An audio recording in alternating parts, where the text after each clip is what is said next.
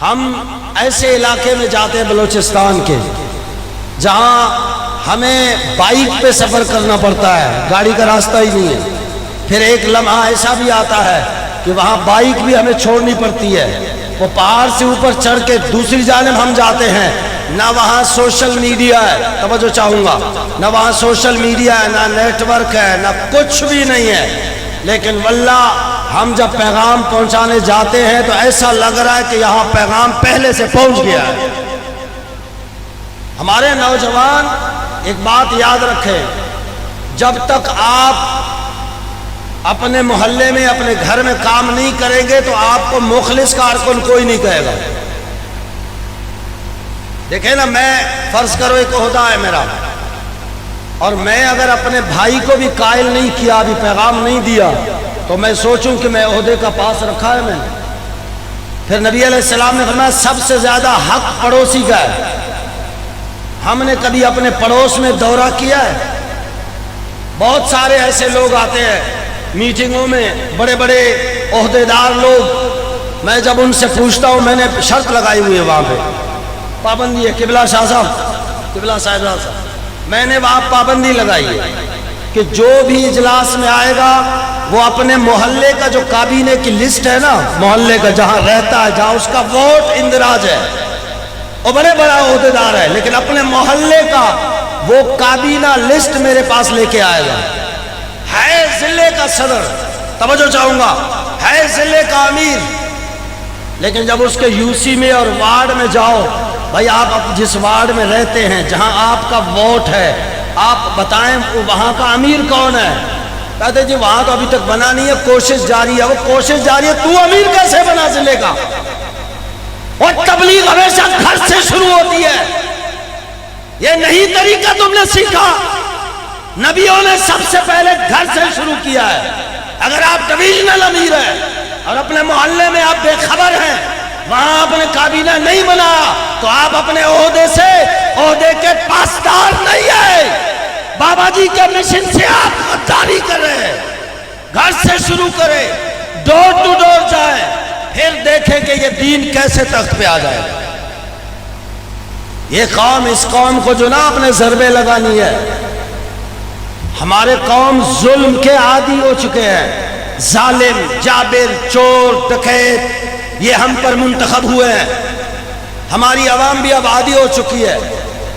300 روپے بھی کرے نا پیٹرول، واللہ کہ یہ کوئی نکلے، بھائی 235 میں کوئی نکلا ہے؟ بولو آپ، بولے نا بھائی منڈی بہاؤدین والو، ابھی تو 235 ہوا ہے نا، نکلے ہو؟ کوئی نہیں نکلا ہے، اور نکلنا بھی نہیں ہے، کیونکہ یہ ہماری جو قوم ہے یہ ظلم سہنے کی عادی بن چکی ہے۔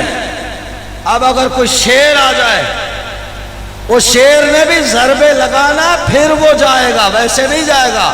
توجہ ہے، ایک بادشاہ کسی ملک پہ جو ہے نا قبضہ کیا، اور وہ بادشاہ بڑا انصاف والا تھا، اور جس ملک پہ قبضہ کیا اس کا بادشاہ جو تھا وہ بہت بڑا ظالم تھا۔ تو جب وہ آیا، اس نے اقتدار سنبھالا، اس نے اپنے وزیر سے کہا یار یہ جو عوام ہے نا، یہ تو بالکل ان کو پتہ ہی نہیں ہے بھئی ہمارے کوئی حقوق ہیں، ہمارے کوئی ڈیمانڈ ہے، اپنے حق کے لیے یہ تو اٹھے بھی نہیں۔ ایسا کریں، کوئی ایسا حربہ استعمال کریں، کوئی کام کریں کہ جس سے یہ قوم میں شعور آ جائے، کم از کم یہ اپنے حق کے لیے تو آواز بلند کریں۔ تو وزیر نے کہا کہ حضور ایسا کرے، کیونکہ یہ ظلم سہتے سہتے عادی بن چکی ہے، اب ایسا کرتے کہ شہر کے دروازے پر جو گیٹ ہے، مین گیٹ، پل ہے، وہاں پہ 2 پولیس والے کھڑے کرتے ہیں، تو جو بھی آئے انٹری ہو بازار میں تو اس کو ایک ایک جوتا صبح صبح مارے، تو جب جوتا پڑے گا نا تو یہ کسی نہ کسی دن اٹھے گا، کوئی اپنے حق کے لیے آواز بلند کرے گا۔ بولا یہ صحیح ہے، کھڑا کر دو۔ 2 پولیس والے کھڑے ہو گئے، اور وہ لوگ آ رہے ہیں صبح صبح ڈیوٹی کے لیے شہر کے اندر۔ روکو بھائی، روکو روکو بھائی، کیوں؟ بولا وہ بادشاہ کا حکم ہے کہ ایک ایک جوتا کھانا ہے پھر اندر جانا ہے۔ بولا بادشاہ کا حکم ہے؟ بولا ہاں۔ او بھائی لائن بناؤ، سارے جوتے کھاتے رہے، چلتے رہے، کھاتے رہے، چلتے رہے۔ مہینہ گزرا، مہینے کے بعد بادشاہ نے، وزیر نے کہا اب اس کو بلاؤ ان کو۔ ان کو بلایا دربار میں، تو بادشاہ نے کہا بھئی کوئی آپ کی کوئی ڈیمانڈ، کوئی شکایت، کوئی بات، کوئی چاہیے، کوئی ضرورت؟ انہوں نے کہا ایک ہے شکایت۔ اور وزیر نے کہا دیکھ 1 مہینے کا چھتر پڑا ہے نا، اب اپنے حق کے لیے بولنے لگا ہے، دیکھنا بھی بادشاہ، اب دیکھنا۔ بولا ایک شکایت ہے۔ بولا کیا؟ بولا یہ جو، بولا جوتے والا؟ بولا ہاں جی ہاں، وہ جوتے والا مسئلہ ہے۔ بولا پھر وہ ختم کر دوں؟ بولا نہیں، ہماری جرت، بادشاہ نے مقرر کی ہے، ہم جوتا ڈیلیٹ کر دیں؟ نہیں، وہ اس کے لیے نہیں ہے۔ وہ بات یہ ہے کہ صبح صبح ہم لوگ آتے ہیں نا تو ٹائم ہمارا ضائع ہوتا ہے، آپ نے 2 پولیس والے کھڑے کیے، وہاں 10 پولیس والے کھڑے کر دیں تاکہ ہمارا ٹائم بچ جائے۔ یہ ہماری قوم کی سوچ ہے کہ جوتا پڑھنے چاہیے، چاہے 235 کا ہو، چاہے 300 کا ہو، چاہے 400 کا۔ ہم نے لیکن قسم کھائی ہوئی ہے دین کی طرف نہیں آنا ہے، دین کو ہم نے قیدی بنا کر رکھنا ہے، اس کے لیے ہم نے معاہدہ کیا ہوا ہے، بس بند رہے جلسوں میں اور مسجدوں میں، مدرسے میں، اس کو قیدی بناؤ، بس وہاں نہیں جانا ہے، تخت پہ نہیں لے جانا۔ سنو قرآن کیا کہتا ہے۔ قرآن نے کہا اگر اسمبلی میں قرآن کا نظام نہیں ہے تو نیچے جتنے بھی ہیں سب کے سب ظالم ہیں۔ من لم يحكم بما انزل الله فاولئك هم الظالمون، من لم يحكم بما انزل الله فاولئك هم الفاسقون، من لم يحكم بما انزل الله فاولئك هم الكافرون۔ ایک ہی صورت میں 3 مرتبہ فرمایا اگر اسمبلی میں قرآن کے مطابق فیصلہ نہیں ہے، نیچے جتنے بھی ہیں سب کے سب ظالم ہیں۔ یا اللہ ان میں مولوی ہے، فرمایا وہ بھی ظالم ہے، مفتی ہے وہ بھی ظالم ہے، پیر ہے وہ بھی ظالم ہے، متقی ہے وہ بھی ظالم ہے، اور وہ نیکوکار ہے وہ بھی ظالم ہے، روزہ دار ہے وہ بھی ظالم ہے، حاجی، سب کے سب اولئکا، یہ جمع کے لیے اور سب کے لیے ہے۔ جب تک دین تخت پہ نہیں آئے گا نیچے جتنے بھی ہیں سب کے سب ظالم ہیں۔ یہ قرآن کا فتویٰ ہے۔ اگر میں نماز پڑھوں، میں پردہ داری کروں گھر میں، جو اسلام کے مطابق طاقت ہے مجھے وہ میں سارے کا سارا کر لوں، لیکن میں ہوں تو اس قوم کا فرد جس کو رب نے فرمایا ظالم، تو اس میں ہاتھ ڈالو۔ جب اس میں ہاتھ ڈالو گے، امام مجاہد نے اس آیت کی تفسیر یوں کی ہے کہ جب نظام میں ہاتھ ڈالو گے تو دنیا سے ظالم کی موت مر کر نہیں جاؤ گے بلکہ مجاہد کی موت نصیب ہوگی۔ اور ہم نے تاریخ میں دیکھا کہ سلیمان بادشاہ، سلیمان شاہ، یہ سلطنت عثمانیہ کا جو بانی ہے جس نے خیال سوچا تھا، وہ کون تھا؟ ایک اور یہ بھی کہتے جی یہ بچے، یہ جو کینڈیڈیٹ ہیں نا ہمارے، ان پہ بھی بلوچستان میں اعتراض کیا گیا، ابھی اب کی بار بلدیاتی، کہتا ہے یہ بچے جو داڑھی منڈے ہیں یہ دین کیسے لائیں گے؟ یہ بھی اعتراض یہاں بھی ہوگا کہ بھئی تم نے تو ٹکٹ ان کو دی ہے جن کے تو چہرے پہ داڑھی نہیں ہے، جو تم علماء نہیں ہیں، وہ دین کیسے لائیں گے؟ اسی لیے کسی مولوی کو دے دو، پھر ہم سمجھے کہ دین تخت پہ۔ تم لوگ تو ایسے بچوں کو، نوجوانوں کو دیتے ہو، تو یہ بچے کہاں سے دین لے کے آئیں گے؟ میں نے کہا یار آپ نے تاریخ نہیں پڑھی ہے، سلطنت عثمانیہ لانے والا جو ہے وہ بکریاں چراتا تھا، ایسا ہے؟ سلیمان شاہ کوئی مولوی تھا؟ بتائے کوئی تاریخ میں کوئی عالم تھا؟ تغرل پاشا عالم تھا، عثمان پاشا عالم تھا، لیکن ان کے پیچھے سفید داڑھی والے بیٹھے ہوئے تھے۔ میں نے کہا ہمارے جو کینڈیڈیٹ ہیں لبیک کے، ان کے پیچھے یہ سفید داڑھی والے بیٹھے ہوئے ہیں، اور یہی بچے انشاءاللہ میدان میں آئیں گے، دین تخت پہ آئے گا تو تحریک لبیک کے سر پہ سہرا ہوگا، اور یہ بابا جی کا خواب جلد پورا ہونے والا ہے۔ اسی لیے آپ اٹھو، اس قوم کو جگاؤ جس نے روڈ نالی پتہ نہیں 74 سال، کتنے سال ہو گئے بھائی؟ 74 ہو گئے، ہمارے بلوچستان میں 50 سال ہو گئے۔ سبحان اللہ بولو تو بولو، سبحان اللہ نہیں بولا آپ نے؟ وزیر آباد بھول گئے ہو؟ ہاں ہمارے بلوچستان میں 1972 کے بعد الیکشن ہوئے تھے نا، تو 50 سال وہاں روڈ نالی روڈ نالی روڈ نالی۔ آخری بات کر کے آپ سے اجازت چاہوں گا، شاید کہ اتر جائے تیرے دل میں میری بات، انداز بیاں گرچہ میرا شوق نہیں ہے، کہتا ہوں وہی بات، سمجھتا ہوں جسے حق، میں ابلہ مسجد ہوں، ہاں میں ابلہ مسجد نہیں ہوں، مجھے میرے بابا جی نے ابلہ مسجد بنایا ہی نہیں ہے۔ ہاں مجھے وہ تربیت نہیں ملی ہے کہ میں ممبر پہ بیٹھوں جس کو ممبر رسول کہا جاتا ہے، وہاں میں چودھری کی سنوں، وہاں میں وڈیرا کی سنوں، وہاں میں سردار کی سنوں۔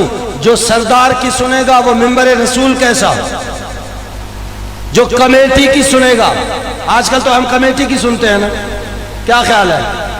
وہ اکبر حسین اللہ آبادی کا شعر میں اکثر پڑھا کرتا ہوں کہ کریمہ بے بخشائے برحال بندہ، کریمہ بے بخشائے برحال بندہ کہ ہستم مسیر کمیٹی و چندہ۔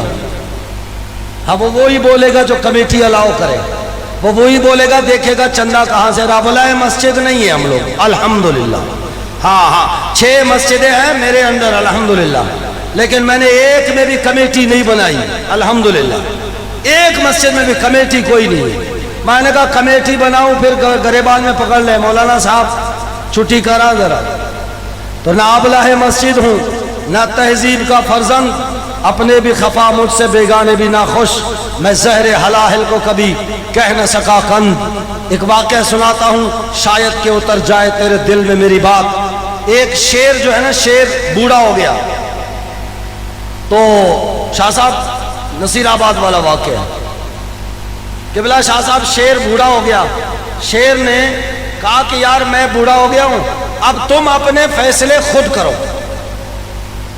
اب وہ لومڑی نے خرگوش کو بلایا، خرگوش ادھر آ، وہ آ گیا ہے، اس نے دیا ایک تھپڑ، شیر دیکھ رہا ہے، تھپڑ دیا اور کہا کہ خرگوش نے کہا کہ بھائی مجھے کیوں مارا، میں کمزور ہوں، میں چھوٹا ہوں، آپ اتنی بدماشی کرتے ہیں، یہ صحیح بات نہیں ہے، یہ ظلم ہے، یہ زیادتی ہے۔ بولنے لگا، چپ، بولا مجھے کیوں مارا، مجھے ریزن تو بتاؤ نا، وجہ تو بتاؤ۔ انہوں نے کہا ٹوپی کیوں نہیں پہنی ہے،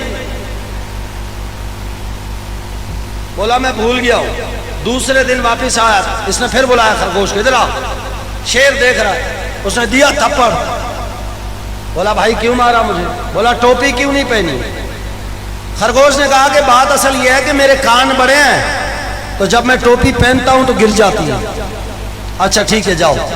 تیسرے دن پھر آیا، پھر بلایا، ادھر آ گیا، دیا تھپڑ، بولا بھائی مجھے کیوں مارا، بولا ٹوپی کیوں نہیں پہنی۔ بولا بھائی دیکھو میں نے کل کہا تھا میرے کان بڑے ہیں، میں پہنتا ہوں تو گر جاتی ہے، آپ خواہ مجھے مارتے ہیں، ظلم کا شکار ہوں میں۔ اچھا ٹھیک ہے جاؤ۔ شیر نے اس کو بلایا، اے بدماش ادھر، غنڈہ گردی کرتا ہے، غریبوں کو مارتا ہے، ظلم کرتا ہے، ادھر۔ بولا یہ کیا طریقہ تم نے اپنایا ہوا ہے، ٹوپی کیوں نہیں پہنی، ٹوپی کیوں نہیں پہنی، ٹوپی کیوں نہیں، کوئی اور بات نہیں ہے؟ اور اس عوام کو اگر جوتے مارنے ہیں تو بدل بدل کے مارو، کبھی روڈ کے نام پہ، کبھی نالی کے نام پہ، کبھی ٹرانسفارمر کے نام پہ، کبھی شادی ہال کے نام پہ، کبھی اسکول کے نام پہ، کبھی کالج کے نام پہ، کبھی یونیورسٹی بنا دوں گا، کبھی یہ کر دوں گا۔ اور بھائی ریزن بدل بدل کے ان سے لو کام۔ تو لومڑی نے کہا کہ بھائی ہمارا تو یہی ہے، اب آپ بادشاہ ہیں، آپ کوئی گر دے، آپ کے تجربے بڑے ہیں۔ بولا یہ جب آ جائے نا خرگوش تو اسے کہنا کہ جاؤ پکوڑے لے کے آؤ۔ یہ جب پکوڑا لے کے آئے گا تو اس سے پوچھنا چٹنی لایا نہیں لایا، تو اگر وہ کہے نہیں لایا تو مارو، بغیر چٹنی کے پکوڑے کیسے کھائیں بھائی؟ اگر وہ کہے لایا تو پوچھو کھٹی لایا یا میٹھی لایا، اگر وہ کہے میٹھی لایا تو مارو، بھائی مجھے کھٹی چاہیے تھی، اگر کھٹی لایا تو مارو، بھائی مجھے، بھائی کوئی ریزن بدل بدل کے۔ بولا جی آپ ماشاءاللہ تجربہ کار ہیں، میں کل اس سے فائدہ اٹھاؤں گا۔ یہ ساری باتیں خرگوش سن رہا تھا۔ دوسرے دن خرگوش کو بلایا، ادھر آؤ، آ گیا، کام پر آیا، بولا جاؤ ادھر سے پکوڑے لے کے آ۔ خرگوش دوڑا گیا اور پکوڑے لے کے آیا۔ بولا لے کے آیا، بولا ہاں جی یہ لے کے آیا۔ چٹنی لایا نہیں لایا، بولا لایا۔ کھٹی لایا میٹھی لایا، بولا دونوں لے کے آیا۔ دیا تھپڑے زور سے۔ بولا بھائی کیوں مارا، بولا ٹوپی کیوں نہیں پہنی۔ اب بادشاہ کو کہا اپنا گر اپنے پاس رکھو، ہمارا پرانا صحیح ہے، اور نیا دین کو تخت پہ لانے کے لیے ہمارے کونسلر کو، ہمارے ایم پی اے کو سپورٹ کرو۔ واللہ میں دعوے سے کہتا ہوں کہ اگر آپ کا کونسلر اپنے کندھے پہ آٹے کی بوری لے کر غریب کے دروازے پہ نہیں پہنچا، پھر میرے گریبان میں پکڑنا کہ مفتی صاحب آپ نے غلط بات کی تھی۔ ایک بار آزماؤ تو صحیح، لٹیروں کو آزماتے ہو، آپ بھی بڑے ہو جناب۔ اسی دن الیکشن کے دوران چند لیٹر پیٹرول کے لیے ہم اپنی ساری طاقت ضائع کر دیتے ہیں۔ آپ دین کو تخت پہ لے آؤ، ان بچوں کو آپ سپورٹ کرو۔ اگر انہوں نے بھی کام نہیں کیا تو یہ بھی 74 سال میں چلے گئے، پرانا تو ہے نا۔ اللہ رب العالمین ہم سب کو دین کو تخت پہ لانے کے لیے اپنی تمام تر صلاحیت بروئے کار لانے کی توفیق عطا فرمائے۔ میں آپ سے اجازت کر رہا ہوں، آپ احباب میں ظاہر ہے 40 میں ایک مومن ہوتا ہے، سبحان اللہ بولو تو بولو۔ ہاں یہ تو یہاں تو ماشاءاللہ 40,000 سے بھی اوپر ہے۔ دل سے میرے لیے ایک دعا کرنی ہے، میں جہاں بھی جاتا ہوں قبلہ آپ لوگوں سے بھی عرض کی ہے کہ جب میرا آخری وقت آ جائے اور میری سانس یہاں پہ رکی ہوئی ہو، لوگ مجھ سے عیادت کے لیے آ جائیں، قریب المرگ کی بات کر رہا ہوں، تو اس وقت بھی آپ دعا کیجئے کہ میں اپنے بابا جان علیہ رحمت کے مشن کی انہیں تلقین کرتا رہوں کہ دین تخت پہ لاؤ، دین تخت پہ لاؤ، دین تخت پہ لاؤ۔ آپ میرے لیے دعا کریں، میں آپ کے لیے دعا کرتا ہوں، انشاءاللہ دین تخت پہ آ کر رہے گا۔ یہ میرے بابا جی کا فرمان ہے، یہ انشاءاللہ ان قریب سچ ہونے والا ہے۔ ہمیں چھوڑو، میں ان طاقتور لوگوں کو بتانا چاہتا ہوں، ہم آپ کے سسٹم میں مجبوری سے آئے ہیں، ورنہ یہ ہمارا سسٹم نہیں ہے۔ یہ جو آپ نے جو ووٹنگ پھلانا، یہ ہم مجبوری سے، ہمارے بابا جی نے فرمایا کوئی اور راستہ ہے نہیں، لہذا ہم مجبوری سے آئے ہیں۔ ہمارے حق پہ ڈاکہ مت مارو۔ اگر ہم نے اس سسٹم سے بغاوت شروع کر دی، خدا کی قسم ایک دن بھی بہت زیادہ ہے، چند گھنٹوں میں پاکستان میں دین تخت پہ آئے گا۔